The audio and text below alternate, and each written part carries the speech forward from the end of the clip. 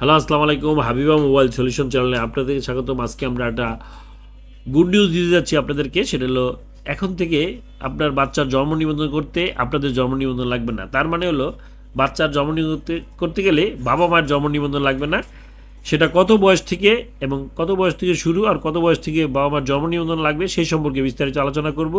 তার আগে বলে নিই, যারা আমার এই চ্যানেলে নতুন তারা অবশ্যই সাবস্ক্রাইব করবেন। যারা অলরেডি সাবস্ক্রাইব করছেন তাদেরকে থ্যাংক ইউ। এই যে আপনারা অন স্ক্রিনে দেখতে পাচ্ছেন আমাদের জন্ম নিবন্ধন যে আবেদনের সাইটটা, তো সেখানে আসার পরে এখানে আপনারা যদি জন্ম নিবন্ধন আবেদন আপনারা করতে পারেন, আপনারা তো জন্মস্থান বা স্থায়ী ঠিকানা যেটাই দেন, ডাজ নট ম্যাটার। এখানে আসার পরে এখানে আপনার নামটা লিখলেন। হ্যাঁ, লেখার পরে এই যে দেখেন, আমরা নাম বাংলা লিখছি, ইংলিশে লিখছি। লেখার পরে আমরা জন্মসাল দিচ্ছি 1/1/2010। যদি আপনার বাচ্চার জন্ম 1/1/2010 সাল হয়ে থাকে তাহলে অবশ্যই বাবা মার জন্ম নিবন্ধন লাগবে। সেটা কীভাবে আমি আপনাদেরকে দেখাচ্ছি। এই যে মনে করেন আমরা কত নম্বর সন্তান দিলাম, তার এখানে ঘরগুলো যদি আমরা ফিল আপ করে রাখি আগেই। এই যে দেখেন আমরা দিচ্ছি হলো 1/1/2010। এখন যদি আমরা পরবর্তীতে যাই তো দেখেন এই যে বাবা মার জন্ম নিবন্ধন চাচ্ছে, দেখতে পাচ্ছেন। এখানে আমরা কিন্তু লিখতে পারতেছি না, তার মানে এখানে বাবা মার জন্ম নিবন্ধন নাম্বার এবং জন্ম তারিখ ছাড়া পরবর্তীতে যাবে না। দেখতে পাচ্ছেন এই যে ঘরগুলো লাল ইন্ডিকেট দিয়ে দিচ্ছে। তো এখন যদি আমরা ব্যাগে চলে যাই পূর্ববর্তীতে আসার পরে এখানে দেখেন আমরা এই 10-এর জায়গায় আমরা 9 করে দিব। ঠিক আছে, 9 করে আমাদের এই যে দিলাম 1/1/2009।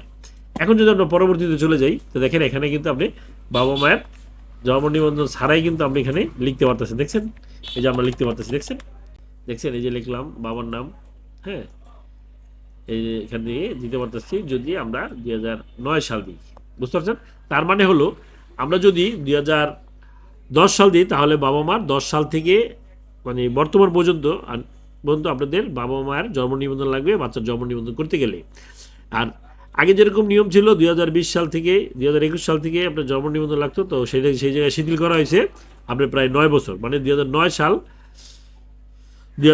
পর্যন্ত আপনার বাবা মার জন্ম নিবন্ধন ছাড়া জন্ম নিবন্ধন করা যাবে। বুঝতে পারছেন? আর 2010 সাল থেকে হলেই আপনার বাবা মার জন্ম নিবন্ধন ছাড়া বাচ্চার জন্ম নিবন্ধন করা যাবে না।